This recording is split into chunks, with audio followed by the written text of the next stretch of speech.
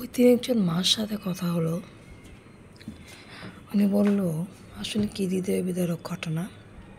উনি ওনার ছেলেটা ঘুম থেকে উঠেই ব্রাশ করে স্কুল ড্রেস পরে রেডি হচ্ছে।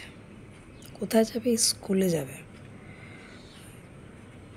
তখন মা বলল স্কুল তো বন্ধ। তখন না সেটা মানতেই পারছে না, কারণ সে স্কুলে যেতে পারছে না। তার স্কুলের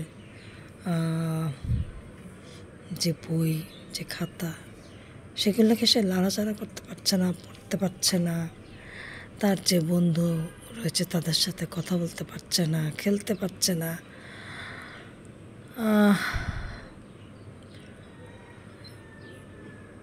এই জন্য সে আসলে যখনই শুনলো স্কুল বন্ধ, কবে খুললে তার কোনো নিশ্চয়তা নাই, এই কথাটা শোনার পর না বাচ্চাটা কেমন নিশ্চুপ হয়ে গেল।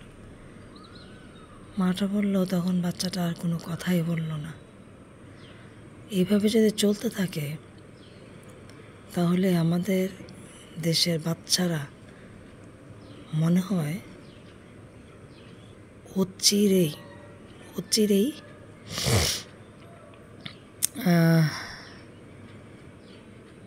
ডিপ্রেশনে চলে যাবে আরও বেশি। মানে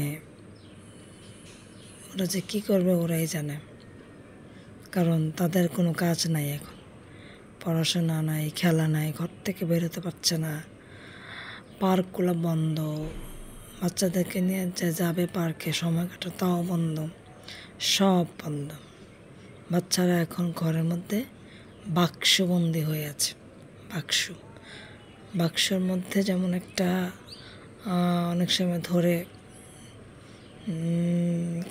খাঁচার মধ্যে যেমন ধরেন পাখি আটকায় রাখে না, ঠিক সেরকম বাচ্চাদেরকে ধরতে গেলে সেভাবেই আটকে রাখা হয়েছে।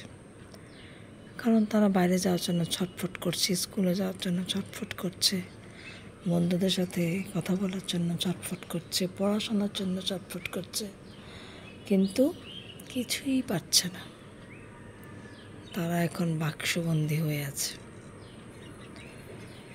এভাবে চলতে থাকলে কি যে হবে ভবিষ্যৎ মনে হচ্ছে খুবই খারাপ।